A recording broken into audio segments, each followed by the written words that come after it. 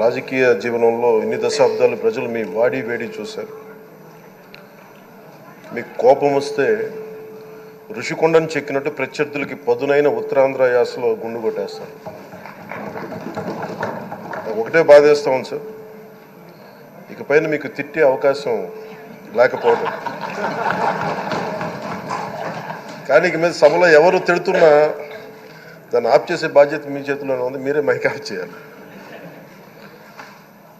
అంటే మా చిన్నప్పుడు నేను చూసేవాడు, ఒకసారి అల్లరి చేసే అబ్బాయిని క్లాస్ లీడర్ చేసేవాడు చిన్నప్పుడు మా స్కూల్లో. కానీ ఇన్నాళ్ళు ప్రజలు మీ వాడి వేడి పలుకులు, మీ ఘాటైన వాగ్ధాటి చూశారు. ఈ రోజు నుంచి రాష్ట్ర ప్రజలు మీ హుందాతనం చూస్తారు. డిబేట్స్ వెనకాల దాక్కుని సంస్కారహీనమైన భాషలని భావాలని రకరకాల మాధ్యాల్లో విరజిమ్ముతూ ఉంటారు. దాని నియంత్రణ మీ ఆధ్వర్యంలో ఇక్కడి నుంచే మొదలవ్వాలి. ఇందాక సభానాయకులు గౌరవ ముఖ్యమంత్రి శ్రీ చంద్రబాబు నాయుడు గారు చెప్తారు, ఆడబిడ్డలు ఏ విధంగా నలిగిపోయారు ఈ రాష్ట్రంలో గత 5 సంవత్సరాల్లో. చిన్న లేదు, పెద్ద లేదు, ఎవరని లేదు. ఎవరన్నా సరే ఒక మాట మాట్లాడితే వాళ్ళు వ్యక్తిగతంగా దూషణ, సోషల్ మీడియాలో వాళ్ళని క్యారెక్టర్ అసాసినేట్ చేయటం, వాళ్ళు పెద్ద నాయకులు కావచ్చు, కార్యకర్తలు కావచ్చు, లేదా వాళ్ళకి ఎదురు తిరిగి ఒక ఒపీనియన్ చెప్పి ఎవరైనా సగటు మనిషి కూడా కావచ్చు, అది ఇక్కడతో ఈ రోజు నుంచి ఆగిపోవాలి అధ్యక్ష. అది మీ ఆధ్వర్యంలోనే మొదలవ్వాలి. గత ప్రభుత్వం తాలూకు సభ జరిగిన విధానం చూస్తే ఈ వ్యక్తిగత దూషణ ఇవన్నీ చాలా ఇబ్బంది పెట్టే ప్రజలు. ఈ రోజున వాళ్ళకి 11 సీట్లకు పరిమితం అయ్యారు, ఈరోజు లేరు, ధైర్యం లేదు వాళ్ళకి. విజయాన్ని తీసుకోగలిగారు కానీ ఓటమిని కూడా ధైర్యంగా కూర్చుకునే వాళ్ళకి స్థాయి లేదు, వాళ్ళకి పారిపోయారు ఇక్కడి నుంచి.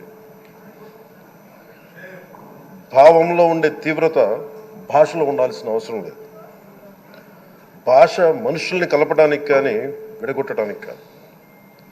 భాష విద్వేషం రేపడానికి కాదు, పరిష్కరించడానికి. ఎంత జటిలమైన సమస్య అయినా, భయంకర సమస్య అయినా చర్చల ద్వారా పరిష్కరించుకోవడానికి కానీ వివాదం సృష్టించడానికి కాదు. ఈ సభ ఉన్నది అందుకు. కానీ మనం చూసింది వాళ్ళ దగ్గర నుంచి బూతులతోటి, వ్యక్తిగత దోషులతోటి రాష్ట్ర పురోభివృద్ధిని ఆపేశారు. అలాంటి సభ కాకుండా ఇందాక మన పెద్దలు శ్రీ గౌరవ ముఖ్యమంత్రి చంద్రబాబు గారు చెప్పినట్టుగా ఇది భవిష్యత్తుకి ఇది ఒక ప్రమాణం అవ్వాలి. 2047 వరకు ఇంత అద్భుతమైన స్థానంలో మనకి ఆంధ్రప్రదేశ్ తెలుగు జాతి ఉన్నత స్థాయికి వెళ్ళాలంటే ఈరోజు మనం వేసే ప్రతి అడుగు అది భవిష్యత్ తరాలకు ఒక నిర్దేశక ఒక టచ్ స్టోన్గా ఉండిపోవాలి, ఒక గిట్ రాయిగా ఉండిపోవాలి. ఈ రోజున ఈ సభలో ఉన్న గౌరవ సభ్యులందరూ చట్టాలు చేయడానికి ఉన్నారు, చట్టాలు ఉల్లంఘించడానికి కాదు. విభేదించడం అంటే ద్వేషించడం కాదు, వాదించడం అంటే కొట్టుకోవడం కాదు.